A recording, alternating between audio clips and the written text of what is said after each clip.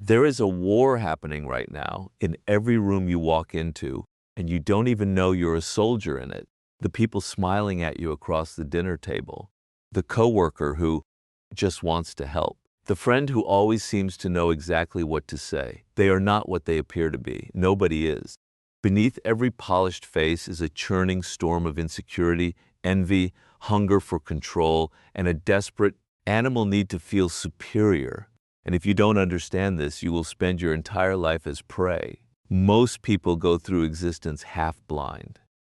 They believe kindness is always kindness. They believe words mean what they say. They trust the surface of things because looking beneath it is uncomfortable, even frightening. But the moment you refuse to look away, the moment you start seeing the coldly rational, self-interested machinery running underneath human behavior, everything changes. You stop getting blindsided. You stop being manipulated without knowing it. You start seeing the strings before they pull you. This is not cynicism. This is clarity. There is a difference between a person who thinks the world is evil and a person who simply refuses to be naive about how it works. One is a victim waiting to happen. The other is untouchable. In the next few minutes, we are going to rip the mask off human behavior. We're going to talk about the hidden drives that control almost everyone you meet. Envy, grandiosity, the hunger for validation, the compulsion to self-sabotage, and how understanding these forces can turn you from someone who reacts to life into someone who reads it 3 moves ahead, because here is the brutal truth.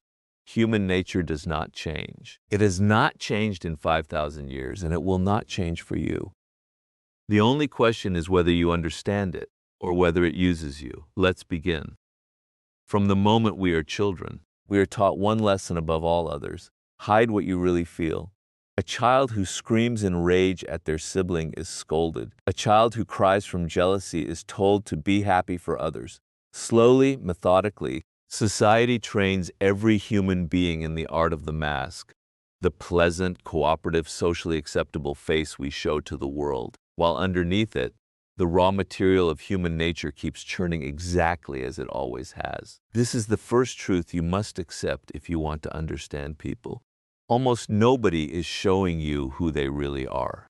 Not out of malice necessarily, but out of survival. Showing your true feelings, your true ambitions, your true resentments is dangerous. It invites judgment, retaliation, exclusion. So we learn as naturally as we learn to walk, to perform. Watch closely, and you will see the seams in the performance. The coworker who congratulates you on your promotion with a smile that doesn't quite reach the eyes. The friend who says, "I'm so happy for you," a half second too late, in a voice pitched slightly too high. These are not imagined details. They are leaks, moments where the mask slips and the real emotion underneath briefly surfaces before being suppressed again. Most people never learn to notice these leaks because they are too busy managing their own mask. They are so absorbed in performing their own acceptable self that they have no attention left over to observe others. This is the fundamental reason most people are so easily manipulated, so often blindsided by betrayal, so shocked when someone suddenly turns on them. The turn was never sudden. The signs were there for months, sometimes years. Small comments, subtle competitiveness, a coldness that flickered and vanished. The observant person catches these signals early. The unobservant person is ambushed. Here is what you must understand about the mask. The more polished and consistent someone's persona is, the more curious you should be about what lies beneath. A person who is aggressively, relentlessly nice, who never expresses irritation, who agrees with everyone, who seems to have no shadow at all, is not free of dark impulses. They are simply better than most at suppression, and suppressed emotion does not disappear. It goes underground and it comes out sideways, in passive aggression, in subtle sabotage, in sudden and seemingly inexplicable outbursts, in gossip conducted so smoothly you don't notice you're being manipulated until it's too late. The goal here is not to become paranoid, seeing sinister motives in every smile. That is its own kind of blindness. A person who assumes malice everywhere becomes exhausting to be around, and ironically easy to manipulate because they are so busy defending against imagined threats that they miss the real ones. The goal is calibration. You are learning to read the gap between what a person says and what their body, their timing, their micro-expressions, and their patterns of behavior over time reveal. You are learning to weigh words less and patterns more. Consider this approach instead of asking, "What did they say?" Ask, "What did they do?" repeatedly over time. Words are cheap and endlessly adjustable. A person can say anything in the moment to smooth over a situation, but patterns of behavior are expensive to fake consistently. The friend who says they support you, but never shows up when it matters 3 times in a row, has told you everything you need to know, regardless of how sincere they sounded each time they apologized. This is the beginning of what we might call practical clarity about people. You stop grading others on their intentions, which you cannot see, and start grading them on their patterns, which you can. Intentions are invisible and infinitely negotiable in conversation. Patterns are visible, measurable, and almost impossible to fake over a long enough timeline. Understand also that you, too, wear a mask, and that this is not something to be ashamed of. It is a survival mechanism as old as civilization itself. The danger is not in wearing the mask. The danger is in forgetting that you are wearing it and becoming so identified with your performed self that you lose access to your own real motivations. A person who cannot see their own mask cannot see anyone else's either, because they have lost the very faculty of distinguishing performance from truth. The first step, then, toward mastering human nature is this. Assume the mask in yourself and everyone else, and start training your eye to see past it, not with suspicion, but with patient, sober observation. This single shift, done consistently, will change more about your life than almost any other skill you could learn. It is the foundation for everything that follows. If there is one force that explains more human behavior than any other, it is this: the desperate, largely unconscious hunger to feel superior, or at least not inferior, to those around us. Call it status anxiety, call it ego, call it vanity, whatever name you give it, this hunger sits beneath an enormous share of what people do, say, and feel, and almost nobody will admit to it directly, because admitting it feels shameful. Think about the last time someone reacted with unexpected hostility to a piece of good news you shared. You got a promotion, and a friend's congratulations felt strangely thin. You bought a house, and a family member suddenly became distant. You succeeded at something, and someone who claimed to support you began finding small ways to diminish it. A backhanded comment, a yes, but a sudden interest in pointing out what you did wrong along the way. This is status anxiety in action. Your success, without you intending it, has become a mirror reflecting back someone else's sense of falling behind, and the sting of that reflection is often more than they can bear silently. This does not mean people are evil. It means people are human, and status comparison is wired into us at a level far beneath conscious choice. For most of human history, social standing determined access to resources, mates, safety, and survival itself. The part of the brain that tracks where do I stand relative to others is ancient, fast, and largely outside rational control. When someone reacts badly to your success, they are very rarely doing so with cold calculation. They are reacting to an ancient alarm bell that most of them do not even recognize as ringing. Once you understand this, an enormous amount of confusing behavior suddenly makes sense. The mentor who subtly discourages your ambitions. The sibling who cannot simply be happy for you. The colleague who seems supportive in private but strangely quiet in the meeting where credit is being assigned. None of this requires a theory of villainy.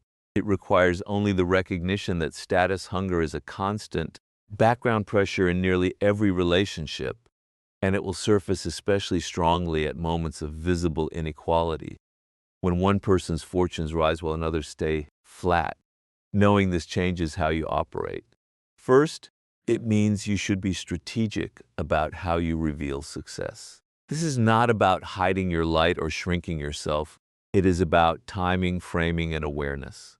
Announcing a major win to someone who is currently struggling in the exact same domain without sensitivity to that fact is not honesty. It is carelessness that will cost you goodwill you didn't need to spend. A small measure of humility in how you present good news, crediting luck, crediting others, downplaying the effort rather than emphasizing it, dramatically reduces the sting that triggers this hidden resentment in others.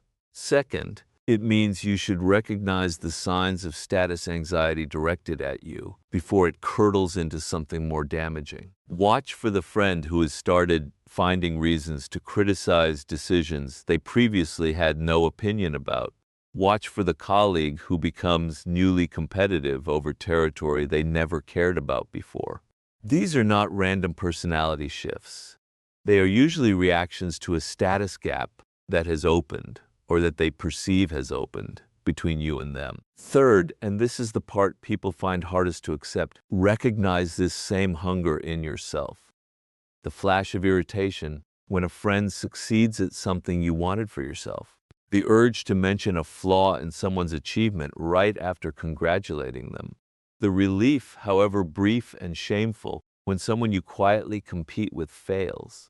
These reactions are close to universal. They do not make you a bad person. What makes the difference is whether you notice them, name them honestly to yourself, and choose not to act on them, versus letting them leak out sideways into your words and behavior without your awareness. The person who has mastered this dimension of human nature does not pretend status hunger doesn't exist in themselves or others. They factor it into every important interaction the way a sailor factors in the wind. They know that praise delivered clumsily, success announced tactlessly, or generosity performed publicly for credit will all eventually trigger this ancient alarm in someone nearby. And they plan accordingly. This is not weakness or manipulation. It is simply respect for how deeply this force runs in every one of us, disguised, unspoken, and almost never entirely gone. Here is one of the strangest and most consistent patterns in human behavior. People will frequently act against their own clearly stated goals, again and again, in ways that seem to defy all logic, and then they will construct elaborate explanations for why it wasn't really their fault. The person who says they want a stable relationship but is repeatedly drawn to partners who cannot offer stability. The person who says they want financial security but sabotages every opportunity for advancement the moment it starts to feel real. The person who claims to want honest feedback but punishes, subtly or openly, anyone who gives it to them. If you take people's stated goals at face value and expect their behavior to align with those goals, you will be confused constantly.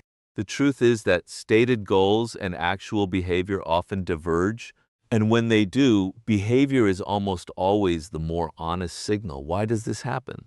Because much of what drives human action is not conscious strategy, but old emotional patterning, often formed early in life, operating far below the surface. A person who grew up in a chaotic household may say they want peace, but peace to their nervous system feels unfamiliar and even unsafe, so they will unconsciously recreate chaos because chaos, however painful, is at least familiar. A person who was only praised for achievement growing up may sabotage moments of rest or contentment because some part of them equates stillness with worthlessness. These patterns are rarely visible to the person living them. They experience their own sabotage as bad luck, as other people's fault, as circumstances beyond their control, anything but a pattern they themselves keep repeating. This has enormous implications for how you read people. When someone tells you what they want, listen, but then watch what they actually do over time, especially at the exact moments when what they claim to want is within reach. This is the moment of truth. It is easy to want something from a safe distance. It is much harder to tolerate actually getting it, especially if getting it conflicts with a person's deep, unconscious sense of what they deserve or what feels normal to them. Many people will find a way, consciously or not, to snatch defeat from the jaws of victory the instant success threatens to overturn their internal self-image. This same principle applies with devastating clarity to the way people handle conflict, criticism, and change. Someone might ask you for honest feedback, insist they can handle it, and then punish you through coldness, through subtle exclusion, through an argument about something unrelated a few days later, the moment you actually give it. This is not hypocrisy in the simple sense. It is the gap between the conscious self, which genuinely believes it wants growth, and the emotional self, which experiences any threat to its self-image as a kind of danger to be neutralized. Understanding this pattern gives you two enormous advantages. First, it protects you from taking people's stated intentions as reliable predictions of their behavior. You stop being shocked when someone who wanted the promotion undermines it once it's offered, or when someone who wanted a serious relationship vanishes the moment things get serious. You expect this pattern in a portion of people, and you watch for it calmly rather than being blindsided by it. Second, and this is where real mastery begins, you learn to watch for this pattern in yourself. What do you claim to want that you have suspiciously never quite achieved despite years of trying? What opportunities have mysteriously fallen through at the exact moment they were about to succeed? This is uncomfortable to examine because it requires admitting that some part of you may be working against your own conscious wishes. But this discomfort is precisely the price of freedom from the pattern. The moment you can see your own self-sabotage clearly, its shape, its triggers, its usual excuse, you take away its power to operate invisibly. It cannot control you from the shadows once you have dragged it into the light. Self-sabotage thrives on being unseen. It survives only as long as it can hide behind a story of bad luck, unfair circumstances, or someone else's fault. The moment you name the pattern honestly, in yourself and in others, you take the first real step toward escaping its grip. There is a tool so powerful, so consistently effective across every culture and every era of history, that it has toppled kings, built empires, and ruined countless lives. And it costs nothing to use. That tool is flattery, and understanding how it operates is essential to protecting yourself from those who wield it, and to using genuine appreciation wisely yourself. Here is the uncomfortable truth. Almost everyone, no matter how intelligent, how successful, how self-aware they claim to be, is vulnerable to well-delivered flattery. This is not a flaw limited to the insecure or the naive. It is a near-universal feature of the human ego. We are all, to some degree, starved for recognition, and a person who offers it skillfully can bypass our critical faculties entirely, slipping past defenses that would catch a lie told in almost any other form. The reason flattery works so well is that it targets exactly the part of us that is least examined, our self-image. Most people believe they see themselves clearly, but in reality, almost everyone carries a slightly inflated, carefully protected version of themselves in their mind. The version that is a little smarter, a little more talented, a little more essentially good than the evidence strictly supports. Flattery works by speaking directly to this inflated self-image and confirming it. It says, in effect, you are exactly as wonderful as you privately hope you are. And because we want so badly to believe this, we lower our guard around whoever tells us so. This is why the most dangerous people you will ever meet are rarely the ones who are obviously cruel or aggressive. They are the ones who make you feel better about yourself than almost anyone else in your life. Be suspicious, not paranoid, but genuinely alert. When someone's praise of you feels a little too accurate, a little too generously specific, a little too perfectly timed to a moment when you needed to hear it, skilled flatterers do their homework. They notice your insecurities and reframe them as secret strengths. They notice what you want to be true about yourself and confirm it with just enough specificity to feel earned rather than generic. None of this means you should reject all praise as manipulation, becoming someone who cannot accept a compliment without suspicion. That is its own trap. A person who cannot tolerate genuine appreciation becomes isolated and difficult to be close to. The skill here is discernment, not blanket rejection.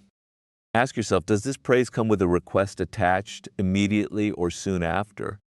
Is it consistent with how this person treats me when nothing is being asked of them? Does it match my own honest self-assessment? Or does it flatter a part of me I privately know is exaggerated? Genuine appreciation tends to be specific about real accomplishments and does not arrive suspiciously close to a favor being asked. Manipulative flattery tends to inflate, to arrive at convenient moments, and to feel slightly too good to be entirely true. There is a second, quieter danger here as well. The temptation to become a flatterer yourself, using this knowledge cynically to manipulate others. This path leads to a hollow kind of power. You may gain short-term compliance or advantage, but you will build no real trust. And the people around you will eventually sense the emptiness behind your words, even if they cannot name it directly. The wiser use of this knowledge is almost the opposite.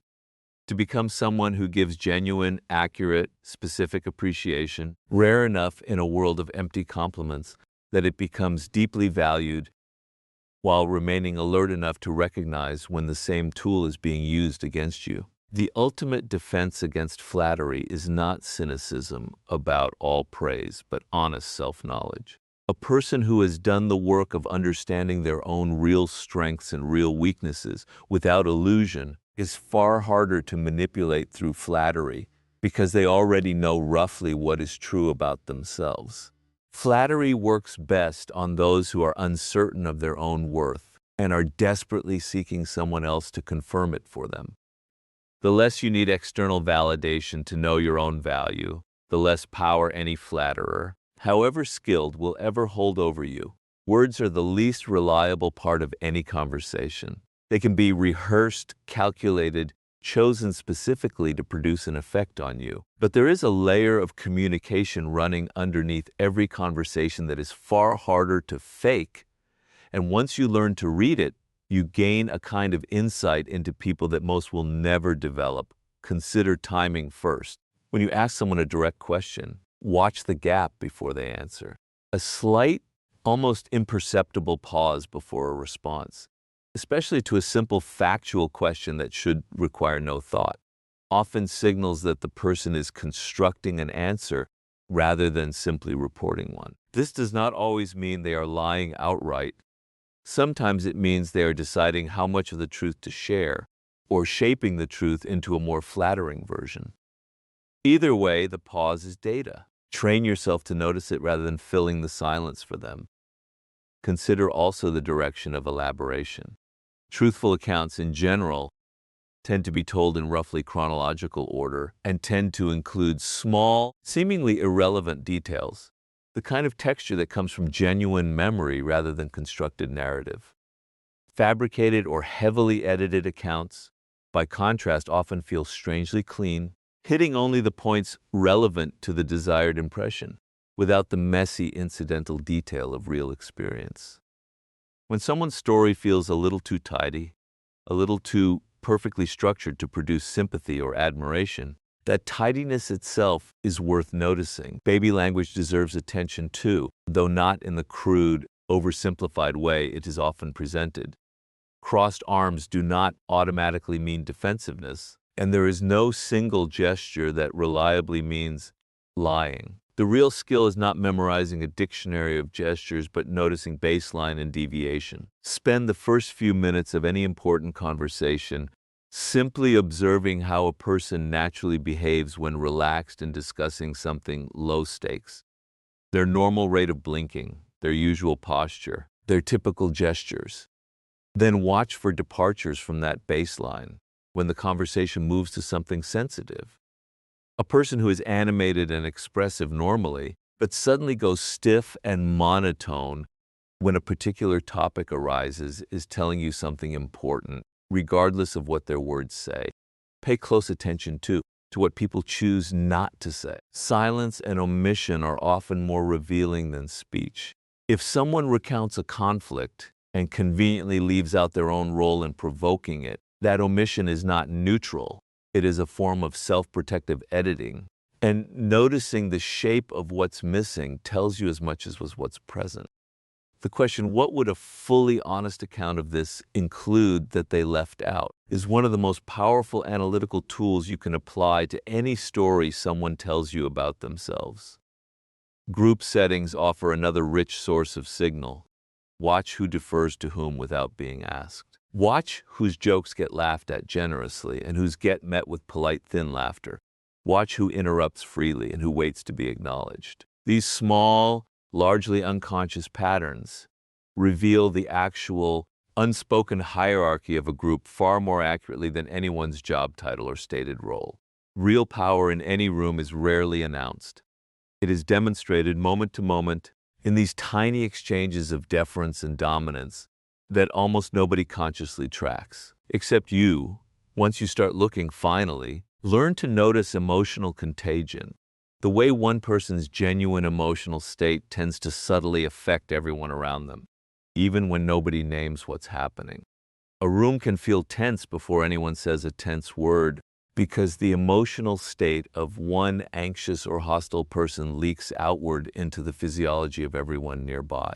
Learning to notice this ambient shift, a subtle change in the energy of a room, before it is consciously articulated by anyone gives you a kind of early warning system that operates faster than words ever could. None of these signals alone is proof of anything. A pause might mean nothing. A single omission might be innocent. The skill is not in reading any single cue as a verdict, but in accumulating many small observations over time until a clear pattern emerges, and trusting that accumulated pattern over any single confidently stated claim.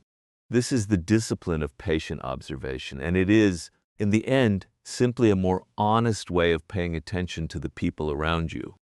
Everything we have covered so far has been about learning to see other people more clearly.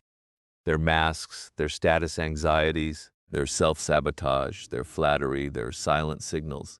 But there is a final, harder layer to this work, and it is the one that matters most. Turning this same unflinching clarity inward on yourself. It is tempting to use an understanding of human nature purely as a weapon, a set of tools for reading and outmaneuvering others while remaining comfortably unexamined yourself. This is a mistake, and it is also ultimately self-defeating. A person who can spot flattery in others but cannot recognize their own hunger for status will still be led around by that same hunger, just less visibly.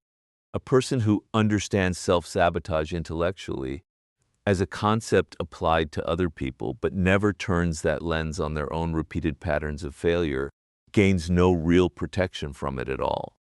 The knowledge only becomes power when it is applied without exception, including, most importantly, to yourself. This means doing the uncomfortable work of asking, where do I wear a mask and what am I protecting by wearing it? Where does my own status anxiety leak out? In subtle competitiveness, in difficulty celebrating others, in the compulsive need to mention my own achievements, in conversations that were never about me. Where have I sabotaged my own stated goals? And what old, unexamined belief about myself might be driving that sabotage? Am I susceptible to flattery?